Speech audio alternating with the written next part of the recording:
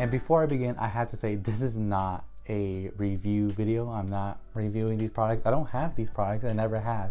My hope is to just save you that mental turmoil that happens when we're looking at these products, because I really do think that that's common, not just for me, but for a lot of people who are like, should I really invest my money in this? like you come to that point as a consumer where you're like, maybe I should, and you go back and forth and you really want to invest on it, but you're not 100% sure. And I'm telling you, for these products, I don't think it's worth it. And instead, I'm gonna talk about the things that I invested in and why I thought they were so much better just like on paper, and then what they were like in reality. And with that being said, let's begin. So the very first thing I want to talk about are leather notebooks. And focus mostly on two, right? One from Ugmonk and one from like Grove Made, or the ones from those two companies, just because those are very popular, and I feel like that's where most people would get the idea of buying something like that. And I have to say, part of the reason why I can't justify them is because they are surprisingly pricey. I mean, let's look at the cost. Like really, if you try to buy like the largest size for each of those notebooks, you're almost spending $100. That to me just seems like way too much. Like, of course, it makes sense. I get it. Those are really good materials. But then on top of that, you have to consider that you're also paying for taxes. You're paying for tax and you're paying for shipping.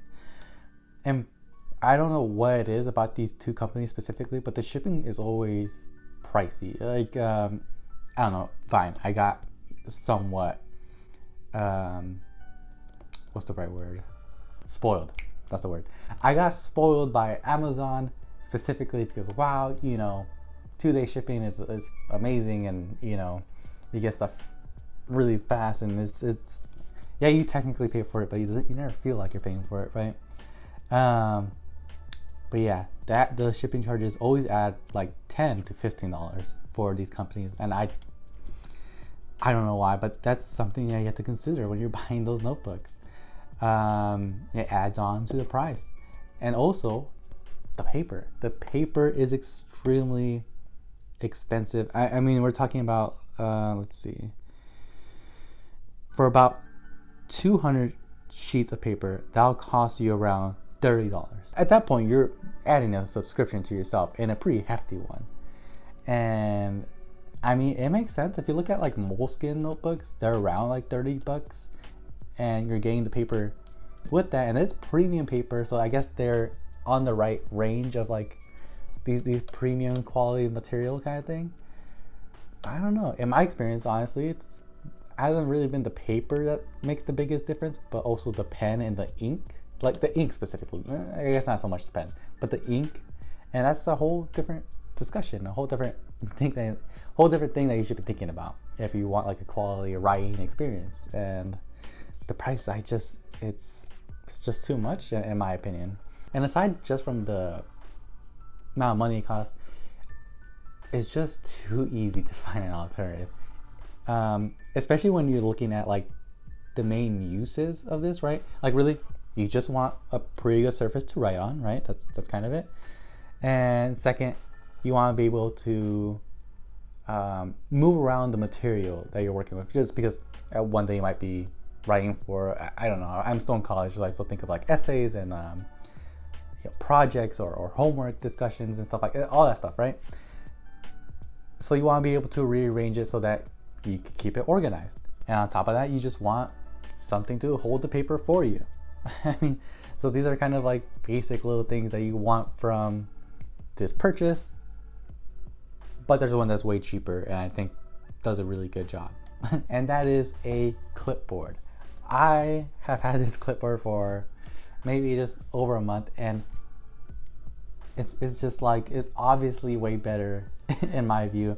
I mean, the price is beyond lower than what you would pay for like a quality leather notebook, but it does all the things that you want from it, right? It just holds the paper, you can rearrange it, and it gives you a solid surface to work on.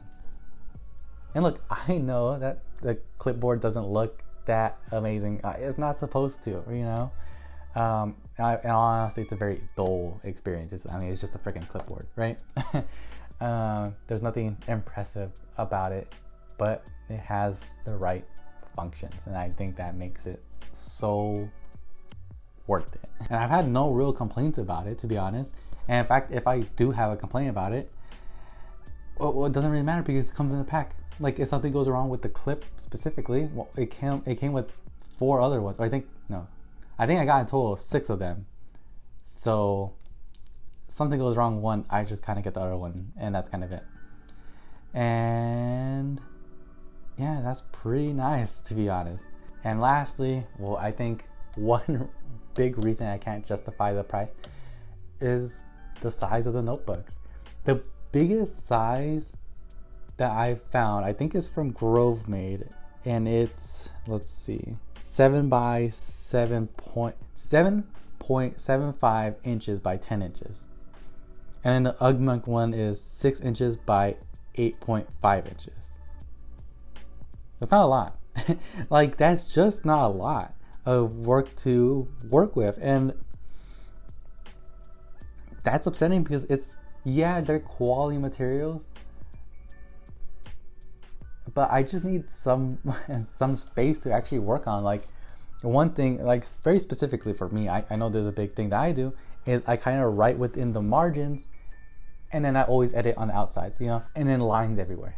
Just because I'm making connections just sort of out of nowhere. I'm like, oh, I didn't really think about that. And then I'm able to write in the margins and or even between the text and like actually just add commentary to like, oh, this is a good example, but maybe it doesn't work here. And just make those adjustments throughout the work.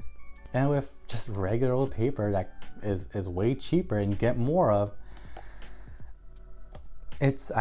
typically it's like 8.5 inches by 11 inches, and that is honestly a way better size. Like all the stuff that I'm talking about, like how I work with the space, that's enough. That's an actually decent size, and it's considerable compared to what these letter notebooks offer. So why even buy it? I would say even the material isn't the best in this situation. And I'm specifically going to focus on Grovemade here because I do have leather coasters from Grovemade, and although they are amazing, I love them so much. They really add something to my desk, Leather just isn't that strong. I wouldn't say it's flimsy, but it just isn't, in my view, ideal, and I don't understand why people lean towards it.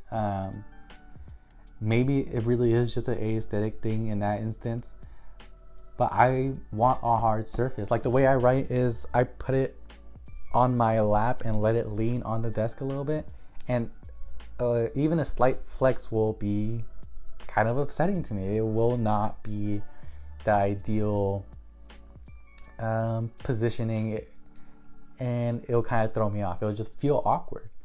But with the clipboard, it's kind of nice, right? It's not something that I have to worry about because it is a hard surface. So yeah, I don't know. I feel like that just kind of makes sense for me. I don't know if you guys disagree or not. Maybe I thought too much about it. Or maybe I avoided a horrible purchase. In my view, that's what I think happened. I didn't think that's worth it.